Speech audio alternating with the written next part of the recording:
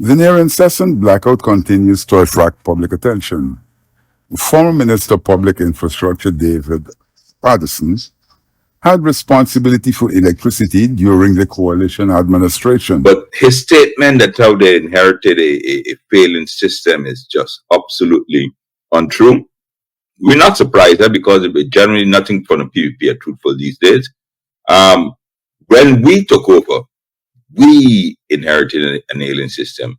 But unlike these folks, we didn't sit around complaining and blaming them. We went to elections, we asked for the job, we got a job, and we spent the next 4.5 years addressing the issue. Patterson said that when the coalition left office, the power company was on the right trajectory. I personally, myself and Amanda Desir, at a social event, personally said to him that, Irfan, you're telling on truth.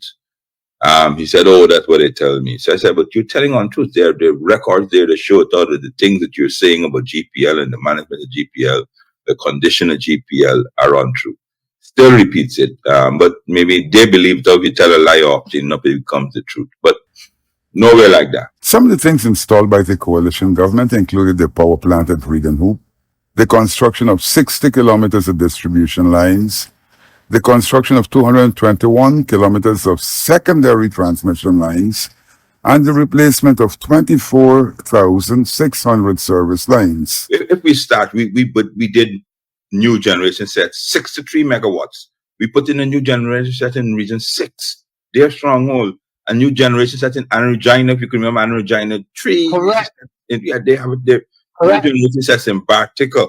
We put in 46 megawatt. That's what kept us in Garden of Eden. That is what they hung on to for the last 4 years. That's why we I want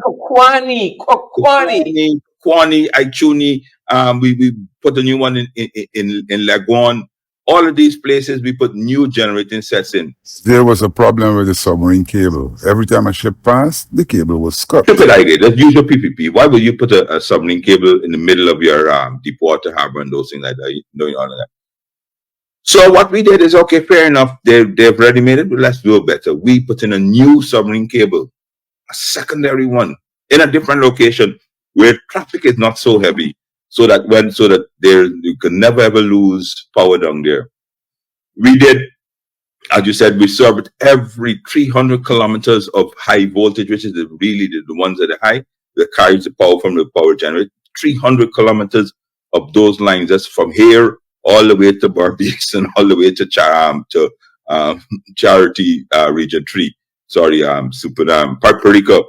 New lines. We did new substations. You know what I mean?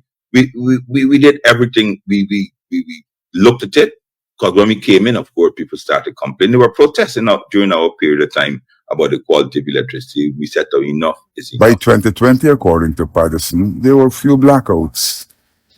So when the feces hit the fan in last year, lo and behold, they went and they bought 17 third-hand containerized generator sets from somewhere in a scrapyard in Honduras. Now, Sherrod, you and your international viewers would know that nobody in their right mind has 17 working generator sets, container sets in any yard, little lane, lying around. About 8 or 9 years ago, a hurricane passed through Honduras, devastated Honduras, Guatemala, Puerto Rico. And what they did, and they disconnected several communities. So they bought these small container sets, 1 megawatt each, while they're rebuilding the grid. So therefore, if supply went down, you would take a generator, you put it in supply, one of these little small sets, and power back generator. They're what you call emergency sets. These sets acquired at great cost have done nothing to eradicate the power situation in Guyana.